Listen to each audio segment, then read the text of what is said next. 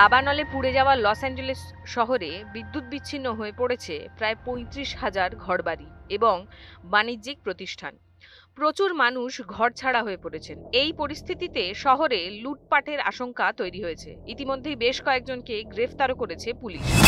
Zero tolerance for crime. And so that means if you are bold enough that you are going to go into a fire area and attempt to break in homes or do looting of any type, you will be arrested, you will be prosecuted to the full extent of the law. In the grief, in the anger, in the pain that we are going through, the idea that there would be predators out there that would try to take advantage of this situation will not be tolerated. কেউ কেউ আবার দমকল কর্মী সেজে লুট করতে শুরু করেছেন।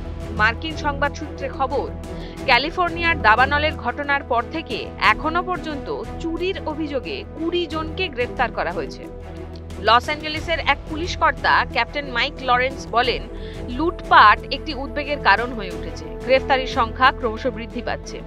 কেউ কেউ দমকল কর্মী সেজে বাড়ির ভেতরে পৌঁছে যাচ্ছেন। পুলিশ কর্তা জানান, এই ধরনের ২ জন ভুয়ো দমকল কর্মীকে গ্রেফতার করা হয়েছে। লস অ্যাঞ্জেলেসে দাবানলের আগুন নিয়ন্ত্রণে আনতে মরিয়া চেষ্টা চালিয়ে যাচ্ছে সেখানকার দমকল কর্মী। এখনো পর্যন্ত ১৬ জনের মৃত্যুর খবর পাওয়া গিয়েছে। মৃতের সংখ্যা আরও বৃদ্ধি পেতে পারে বলে আশঙ্কা করছেন ক্যালিফোর্নিয়া প্রদেশের আধিকারিকেরা। দাবানলের পরিস্থিতি নিয়ে উদ্বিগ্ন আমেরিকার হবু প্রেসিডেন্ট ডোনাল্ড ট্রাম্প।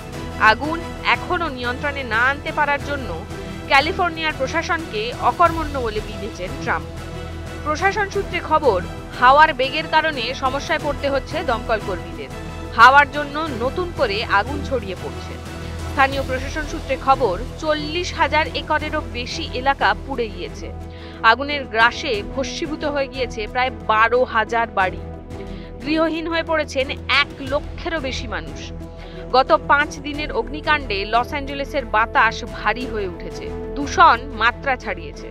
খারাপ বাতাসের জন্য স্কুল কলেজগুলি বন্ধ রাখার নির্দেশ দিয়েছে স্থানীয় প্রশাসন। বাসিন্দাদের মাস্ক পরার পরামর্শ দেওয়া হয়েছে। আমেরিকার জাতীয় আবহাওয়া দফতর আগামী সপ্তাহের জন্যও লস অ্যাঞ্জেলেস ও সংলগ্ন এলাকায় অগ্নিকাণ্ডের সতর্কতা জারি করেছে। হাওয়া অফিস জানিয়েছে, আগামী কয়েকদিন এই এলাকায় আর্দ্রতা কম থাকবে। শুষ্ক ও উষ্ণ হাওয়া বইবে। বাতাসের সর্বোচ্চ বেগ হতে পারে ঘন্টায় ৬০ কিলোমিটার। এরকম আরো নানান দেশ বিদেশের খবর জানতে চোখ রাখুন নিউজ ১৮ বাংলার ডিজিটাল।